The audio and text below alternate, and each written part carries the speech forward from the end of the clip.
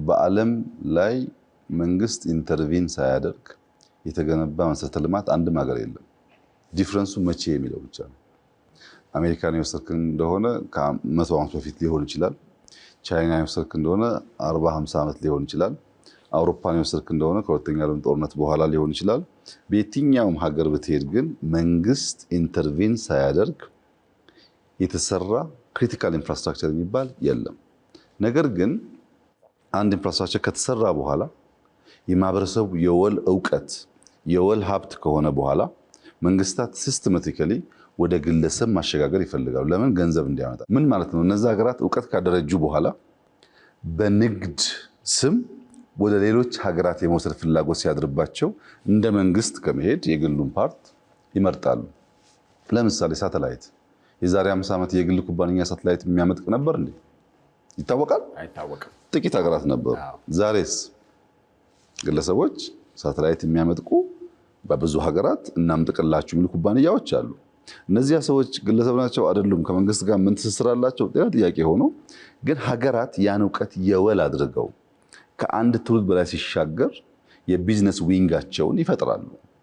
በቶር ሮድን ብትወስድ ፕራይመርሊ መንግስት ነው ኢንተርቪን አድርጎ የሰራው ብዙ ሀገር። ግን ከተሰራ በኋላ በርካታ መኪና እንደሚተላለፍ በስንት ዓመት ገበያቸውን እንደሚያስገቡ ካወቁ በኋላ ጥቂት ሀገራት በግል ኢንቨስት የሚያደርጉ አሉ።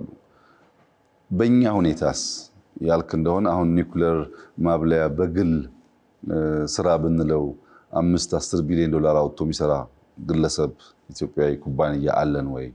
ሳተላይት ቢባል አለን ወይ? ከዚህ አዋሽ 150-200 ኪሎ ሜትር ቶር ሮድ ስራ በግል ብትለው መንገዱ ይቅር እንደው ካሳውንስ ይችላል? አይቻልም።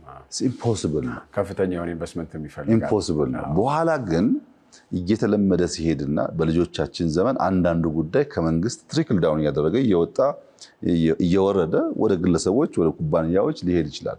እነሱም በጊዜያቸው ልክ ናቸው፣ እኛም በጊዜያችን ልክ ነን የምልበት ምክንያት አሁን ባለንበት ሁኔታ ለምሳሌ ሪቨርሳይድ ሽታውን ሁላችንም እናውቃለን።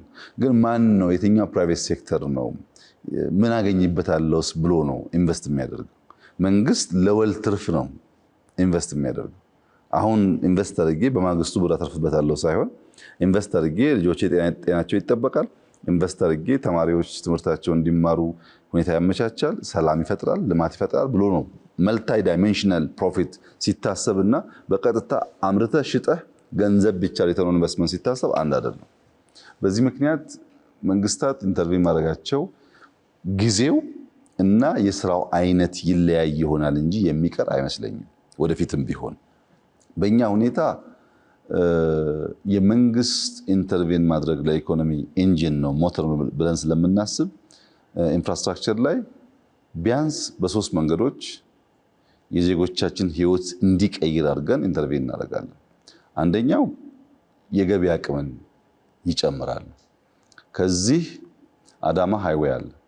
ከዚህ አዳማ ፕላስ ኦር ማይነስ 100 ኪሎ ሜትር ቢሆን በአንድ ሰዓት ተጉዘህ የምትፈልገውን ነገር መውሰድ ግራብ ማድረግ ብትችል ከዚህ አምቦ፣ ከዚህ ደብረ ብርሃን፣ ከዚህ ፊቼ ግን እኩል ርቀት ኖሯቸው በዛ ባጠረ ሰዓት ውስጥ ሄደህ የፈለከውን ነገር መሸጥ መግዛት አትችልም።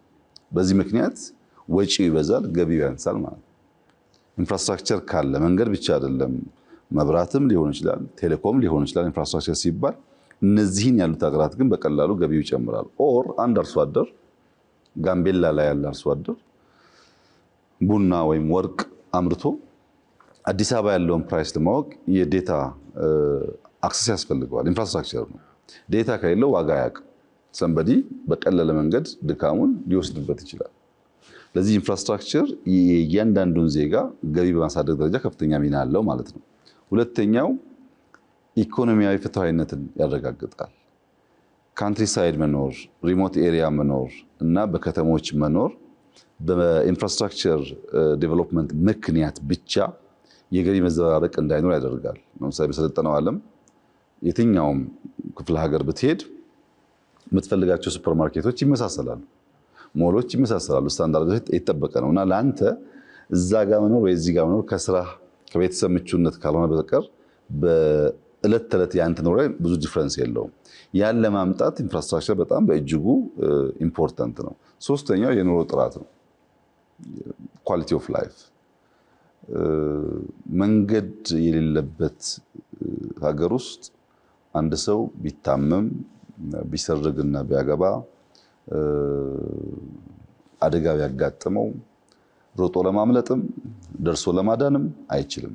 መብራት በሌለበት ሀገር ሰዎች ኢንዱስትሪ ቢያስቡ ሰርቪስ ኤሪያ ላይ መስራት ቢፈልጉ አይችሉም። ቴሌኮም በሌለበት እውቀት በኢዝሊ አይሰራጭም፣ ንግድ አይሳለጥም፣ ሰዎች መረጃ በቀላሉ አያገኙም።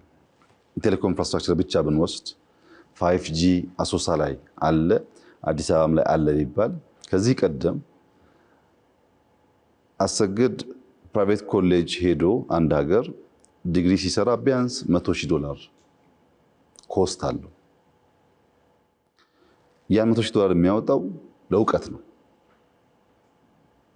በዚያ እውቀት ሰርቲፋይ ከሆነ በኋላ አንድ ኩባንያ ገብቶ ለመቀጠር የሰላም መፍጠር ነው።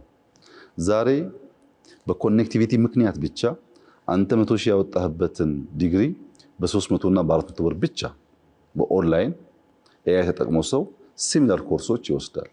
ካንተ እኩል ስራ ያገኛል፣ ካንተ እኩል በኩባንያዎች ይፈልጋል። እውቀት የምናገኝበት መንገድና ኮስቱ ቺፐር የሚሆነው ኢንፍራስትራክቸር ካለ ብቻ ነው። ያ ባለመኖሩ ምክንያት አክሰስ ያለው በ300 ብር ያገኘውን ዲግሪ አክሰስ የሌለው 100,000 እንዲያወጣ ይገደዳል ወይም ዕዳ ይሆንበታል ማለት ነው። በብዙ መልኩ ማህበረሰብን አፌክት የሚያደርግ የሚጠቅም ነገር ስለሆነ በእኛ ሁኔታ ኢንፍራስትራክቸር ላይ ኢንቨስት ማድረጋችን የሚቀጥል ይሆናል። ለምሳሌ ቤት ችግር ነው። አሁን አንተ ቤት የለህም እና ቤት ጥያቄ አለ። የፕራይቬት ሴክተሩ ቤት እየገነባ ብለን ብንጠብቅ እንደ ሀገር አይሆንም።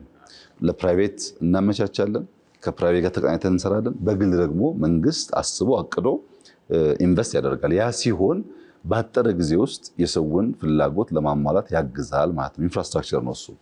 በዚያ መልክ ካልታየ በቀር ውጭ የምናየውና የምንሰማው እንዳለ እኛ ጋር ይሁን ካል የኛ አክቹዋል ነባራዊ ሁኔታው እዚያ ካለው ጋር ስለማይመሳሰል አይሰራም። የመንግስታት ባህሪ፣ የመንግስታት ኢንተርቬንሽን፣ የመንግስታት አሰራር ሁሉ አንድና ያው መሆን አይችልም። የምንማማረው ጉዳይ እንደተጠበቀ ሆኖ ማለት ነው።